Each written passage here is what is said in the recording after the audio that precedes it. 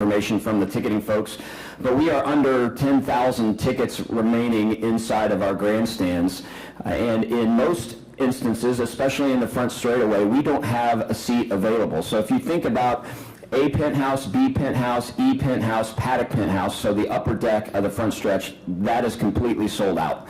H stand and J stand, which are the two open air stands north of Holman Terrace Club and Holman Terrace Suites, are completely sold out. Pit Road Terrace, which is right behind the pit road just to the south of the pagoda, is completely sold out. Tower Terrace, which is right underneath us here in the media center, stretching all the way back to the entry of the pits, is completely sold out.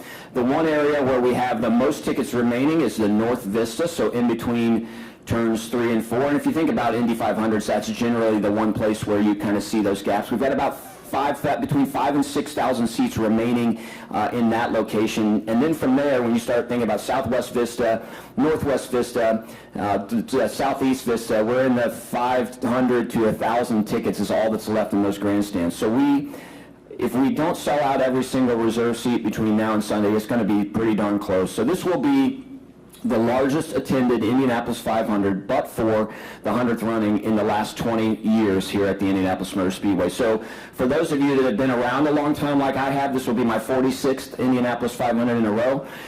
It will feel like the Indianapolis 500 that you expect. It is going to be extremely crowded. All of our parking is sold out here at the Indianapolis Motor Speedway, so we are telling our customers, if you are coming and you do not have a parking pass for our outside lots or our inside lot, you need to start thinking about where you're going to park. Obviously, we can't have this event without the town of Speedway and the neighbors who let people park in their yards and camp in their yards, so a lot of that's going to take place. But also want to make sure customers know that there are restrictions in the town of Speedway in terms of parking on the street, so you just really need to plan through where you are going to park. If you can do it, you can ride your bike here. We have bike gates at 1, 6, and 9 where you can lock your bikes up. We do like Andrew Luck does. Andrew Luck rides his bike to the Indianapolis 500 every year. It's actually pretty cool. We have shuttles that you can take from the airport and from downtown. We typically bring through between 5,000 and 7,000 people on shuttles from downtown and the airport, and there's still availability on that. So at IMS.com you can see all the information for that. So in 2016 we talked about plan on coming early, be prepared and know where you're going to park, and be really, really patient. Patience is going to be a big piece of this, because no matter how much we plan and how much effort we have with local law enforcement, federal agencies, and others to make sure that we are transitioning you from state police to IMPD to Speedway Police to our folks here at the Indianapolis Motor Speedway, as you go through each of those zones, it is bringing the second largest city in the state of Indiana to the Indianapolis Motor Speedway basically at the same time. So it will take a little bit of patience and understanding, and we're looking forward to having people come through here. So IMS.com/plan ahead is the best way to really understand sort of live timing, what's going on. When you get to the gates, you can expect to have all your coolers and backpacks inspected. We have a third-party contractor who is trained in going through coolers and backpacks. It's going to be warm on Sunday, which is great. It's not going to be hot. It's going to be warm. So I'm asking people, if you want to get through quicker, don't wear those jackets. If you've got a jacket on or some sort of outer layer, we are going to go through your outer layer. We may even ask you to take it off. So it's really important, if you want to get through quicker, just come through in whatever you're going to wear as things get warmer. One of the things we've really focused on since 2016, and this year I'm really excited about it, is we're asking you to come early. But if we're asking you to come early, we need to entertain you. So our content team has put together some unbelievable videos that will play throughout the day that haven't been seen before. A lot of what we're focused on is bringing our family back. And when I say family, I mean our race fans, our teams, our drivers, those folks who, this is a family event for all of us. We're all family on Indianapolis 500 Day.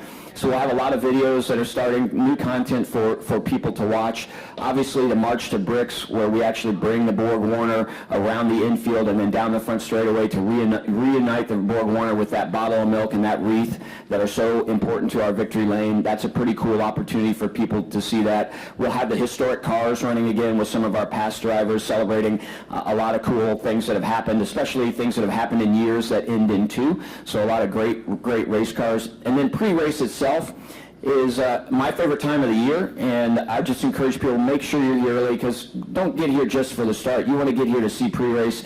The music talent we have this year is outstanding. We have a double flyover from our friends at the Air Force Thunderbirds, which is going to be pretty impressive. Miles Teller will be here to wave the green flag. Sarah Fisher driving the pace car. A lot of great things taking place, and you just don't want to miss those 90 seconds of the year that are so important, which is back home again in Indiana, maybe my favorite 90 seconds of the year. So we are just encouraging people, get here early, plan, know where you're parking, know where you're going, understand the gate that you're going to go in. You can also watch our social media, because we are going to try and help give you real-time information on gates, so you know whether you have a little wait, short wait, or longer wait at gates. And oftentimes, if you, for example, go to gate 1, just 100 yards or so from another gate, from that gate up north, or even to the east, oftentimes there are gates that are a little bit shorter lines. So I know a lot of people like to go through the same gate every year, because that's part of the tradition. But you can look around, and we will have 21 gates, 21 pedestrian gates open, with about 220 lanes of ability to bring people in for this year's Indianapolis 500. So if you get to gate 1 or gate 9, which are a couple of our largest traffic gates, please feel free to look around and watch our social media, and we can help you get to a better gate.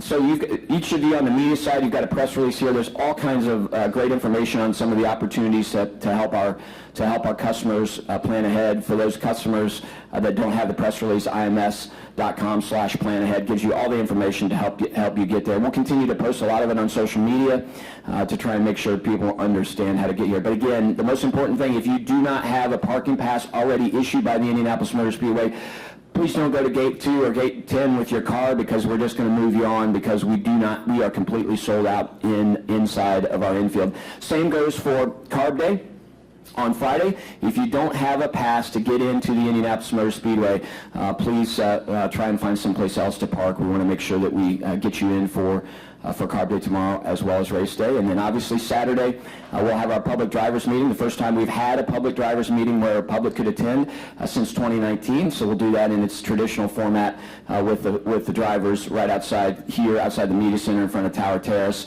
to get them ready to go. And then we'll send them down to the parade, and everybody get a chance to go to the parade for the first time since 2019. We are just really excited to have everybody back home again here at the Indianapolis Motor Speedway and continue a tradition that's been taking place since 1911 as we get ready for the 106th running of the Indy 500 presented by Cambridge. With that, I'm happy to take any questions. Yes, sir. Hey, so less than 10,000 available. I think Roger told us last year that capacity is 235. Correct. Is that still right? Okay, so more than 225,000 tickets have been sold. Correct. Actually, our capacity is 232,900. It's about 230. The actual is 233,000. Gotcha. What's your confidence, Doug, of being sold out? Honestly, I don't think we will. I think we'll have a few of them left, to be honest with you. So my guess is we'll, probably sell another 5,000 tickets between now and Sunday. So I think we'll have somewhere between 3,000 and 5,000 seats left over. And again, I would say almost all of those will be in the North Vista.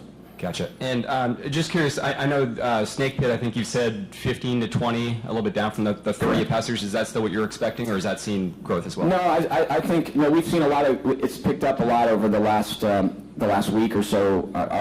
The group that we work with on our Snake Pit said that the EDM crowd tends to buy a little bit later since the pandemic, and we've seen that, so a lot of robust traffic there. My guess is we're in the 18 to 20,000 range inside the Snake Pit. So historically we've been in that 25,000 number. I think a couple of reasons beyond just folks buying later for that being down a bit. You may not recall, but in 2019 we made it 18 and over for the first time. It used to be high schoolers would come, so we sort of lost that training ground of high schoolers getting excited about it going into 2019, and then missing 2020 and 2021, even some of the college students. So I think we're in a little bit of rebuilding year there. I keep reminding our team, though, it's still more than a sold-out Pacer game that's going to be inside there. So I think it'll be between 18 and 20,000 folks, and looking forward to having that. Should be a great show. Yep. Hey, Doug. Is there any contingency plans in place for tomorrow if it's rained out? So So yeah, we've been on the phone with Jay Fry and the team at IndyCar, and we've gone through a variety of scenarios. A lot of it depends on when the rain comes, how much dry time we get. I can tell you that the most important thing tomorrow is getting at least some on-track time in for the IndyCar teams. So if that means we have to move the pit stop competition or cancel the pit stop competition in order to get the on-track in, that's our biggest priority. From a music standpoint, music will start between 3:30 and 4, and we chose that time so that it would be on the back end of the pit stop competition, so folks would have an opportunity to see practice, see pit stop competition, and then go to Carb Day. We will start music for Carb Day regardless of what's going on track at between 3:30 and 4. So the music timing is not going to change. It's just too difficult to change all the artists and travel plans, so we're going to leave that alone. And that'll go on even in the rain. The place that it wouldn't go on, obviously, is if we have lightning. But the most important thing on track tomorrow is to make sure that if we have enough dry time to get the IndyCar practice in, and that means we'll move everything else around. Excellent. Thanks, Doug. Yep.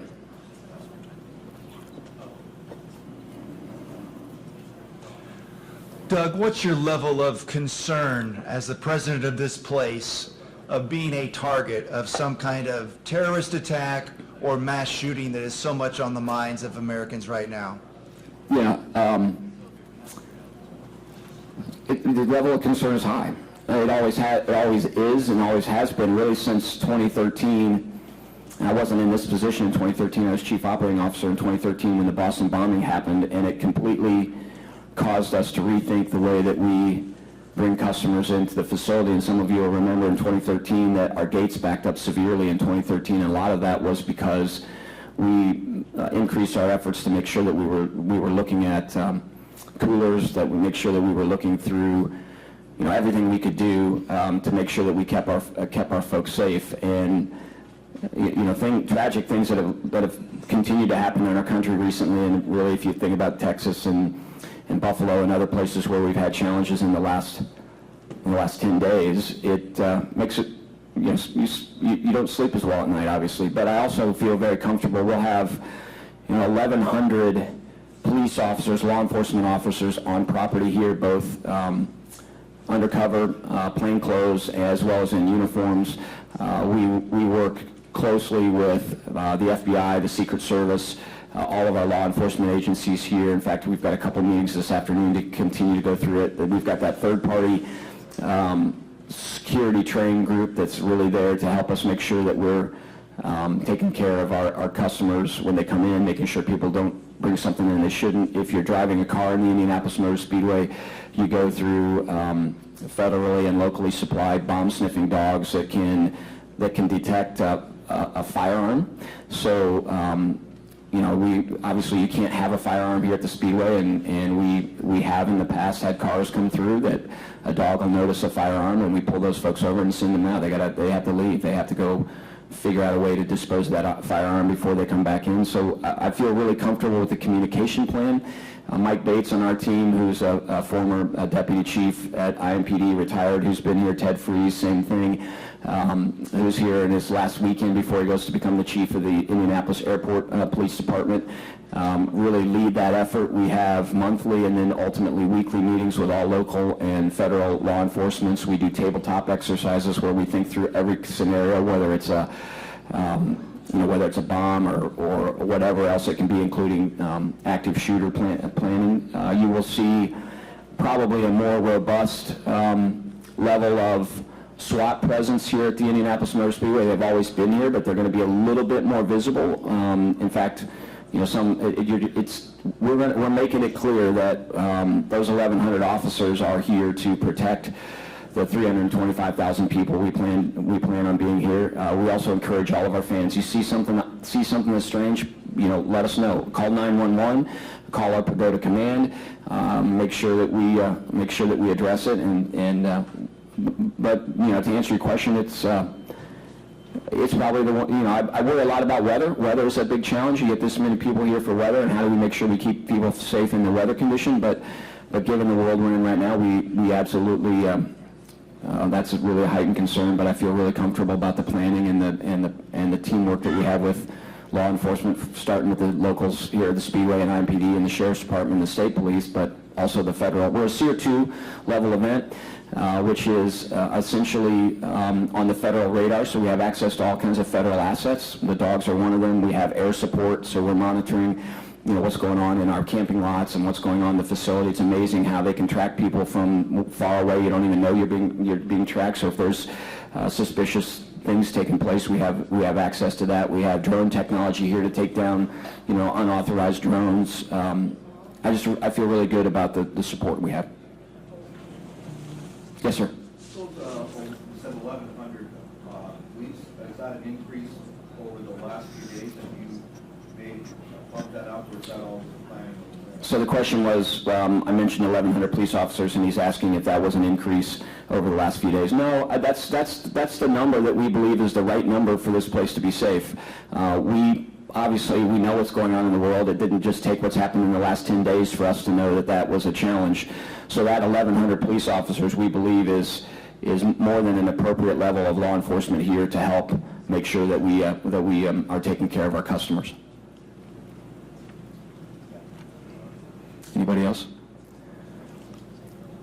Thank you for the questions. I appreciate it. It is a challenging time environment that we live in, especially for folks that are putting on events. The most important thing for our fans with respect to that is just, if you see something, let us know. We're going to do everything we can. We've got law enforcement. We'll continue to communicate between now and throughout the race on a real-time basis, and we feel very comfortable about that. But as a customer, if you're coming to the Indy 500, it's going to be awesome this year. It's going to feel 100% like an Indianapolis 500 is going to feel. I can't wait for our drivers to see fans back in the grandstands. Scott Dixon said to me after winning the pole during the front row photo shoot on Monday morning how great it was to see a crowd back. And I kind of smiled because it was great. Qualifying day was great, but they're going to be blown away when they see that crowd. Last year they got to see 135,000 people in the grandstands and nobody in the infield.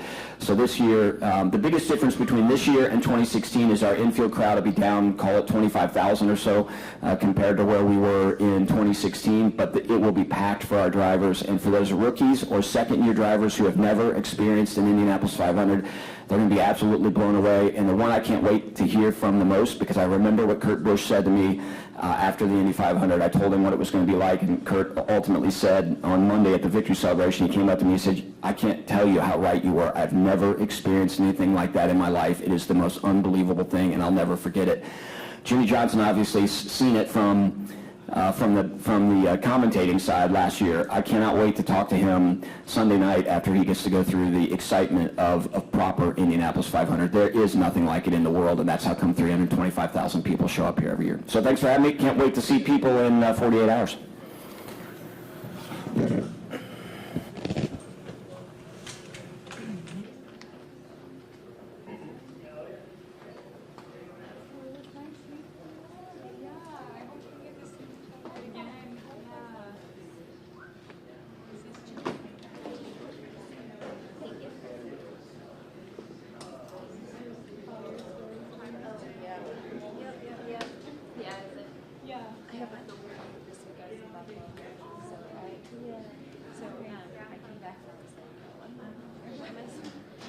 I'm fine working, but I really don't want to